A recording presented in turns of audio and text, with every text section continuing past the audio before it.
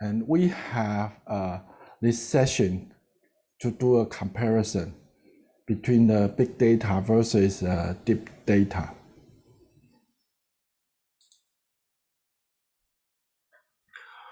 We will learn from the real stories. Why did the retailer turn off the alerts on their intelligent system before the attack? There's a lesson learned from the root cause analysis. And this incident happened in 2013. And from the root cause analysis, people find that IT or the cybersecurity people turn off their false alarm function because those functions were automatically halting email and web traffic. And this false alert function bothers them a lot to create new problems for their IT users. And after this incident, the system have a lot of improvement on false alarm functions. And another example is autopilot systems in Chinese Taipei. And this accident happened on the highway. And people will wonder why it happened and how it happened. From investigations on AI algorithm, we find that the algorithm will identify the moving object, including car and passengers. However, with the white chunk in the previous cases, the rule did not include AI algorithm. That's why the car hit directly to the trunk on the highway. From those cases, we would have a very serious questions. Who will make a decision on this very critical moment? Who will make push the red buttons? Artificial intelligence or people? And who will be responsible for the decisions?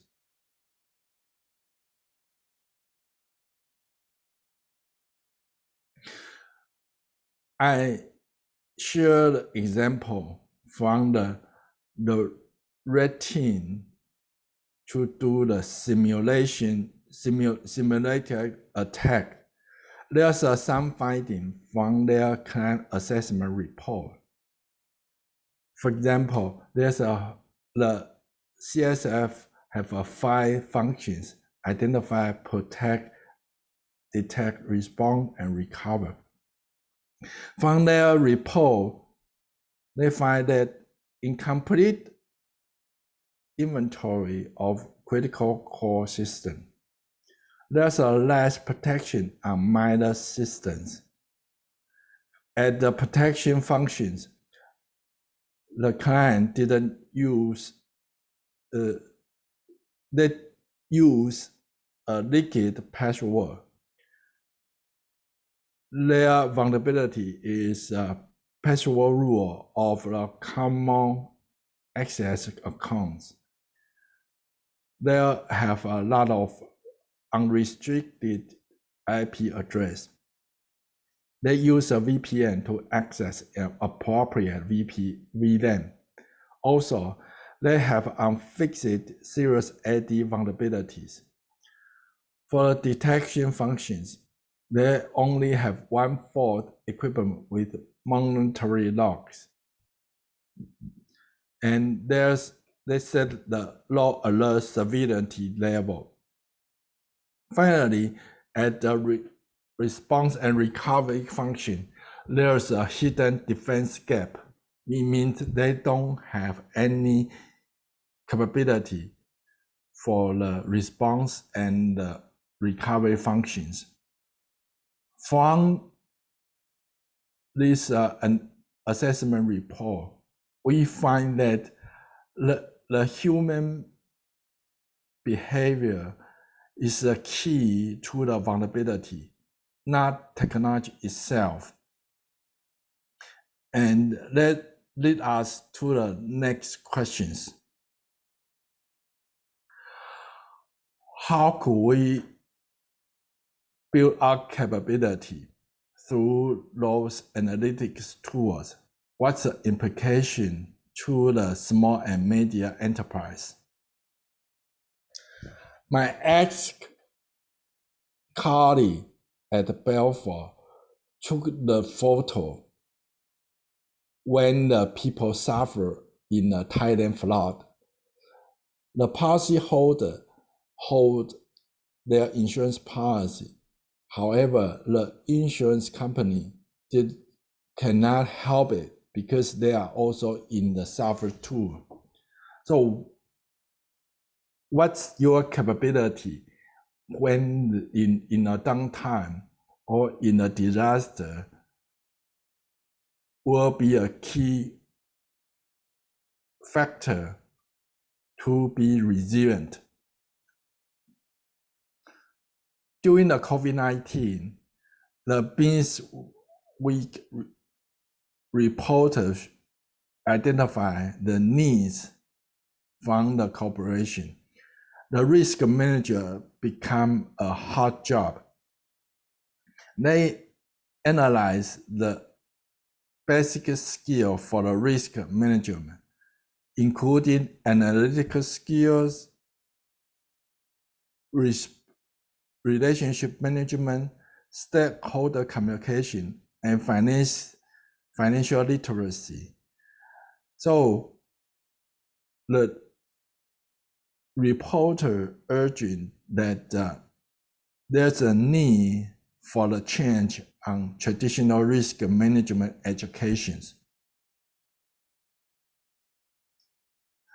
From the example of existing analytical products and services, we have discussed those tools in the presentations, and we urge that people, technology, and process need to be carefully reviewed in the PDCA process. And also, we need to look at external factors such as regulation, credit rating, industry standards, and industry policy. And also, we need to check the industry ecosystem, client contract, insurance, and supply chain. Finally, we can have a comprehensive list of our capability buildings. For example, there's a cyber crisis transfer strategy, there's a risk governance and reporting, and there's a context awareness capability, incident response capability, cyber defense capability, and root cause analysis. This is our capability buildings based on those tools we can learn. And from the traditional viewpoint of the best practice, we will accept the risk and avoid the risk based on our IT protections. But now we have a new best practice based on our understanding on cyber resilience, including risk transfer and risk mitigations. However, in our traditional IT and cyber risk educations, students do not have those cyber risk transfer and mitigation skills and the concept. When they go to job, their job market, their target, their goal is to make sure the company with 100% safety. However, with the new Trojan comes in, there's no 100% safety possible. But their boss, like chief executive officers, would think that if IT or cybersecurity cannot make sure 100% protection, the IT or cybersecurity person will do not their job. And for the IT and cybersecurity people, they will have a value contradictory on the risk transfer and risk mitigation. So that's why I focus on the industry awareness on these cyber resilience management systems, and it need to be changed as well. And for the wrap up, we discussed what's our perception of safety. I borrow this concept from the disaster risks, and I find it's very useful in cyber security risks too. From our brain, what we think, what is the safety? Because we have a lot of control, like we have a lock for our doors. We have IT controls for our computer, such as the restriction on USB and some other, VPN technology as well. Another perception that makes us feel comfort, safety is rules, such as SOP or international standards. It means that if we follow those procedures, and the people behavior will follow the safety directions, and this will make us feel comfortable and feel safety too. Finally, from the new standards such as NIST cybersecurity framework and some other new thought on digital resilience, we find that options make us feel safety, particularly for small and medium-sized enterprise. We don't have enough resources to make 100% safety. When the cyber attacks happens, how could we respond and recover quickly to reduce our loss and to mitigate our damage? Only we have options before the disaster, and we have time to plan and to allocate resources for different options. And this will make us alive, survive, and resilient. For the final quote, and I think I need to appreciate all the contributors and the career organizer give me this great opportunity. And I enjoy the research process and making me relearn and to get any new feedback from the contributors. Welcome to connect me on the LinkedIn profile.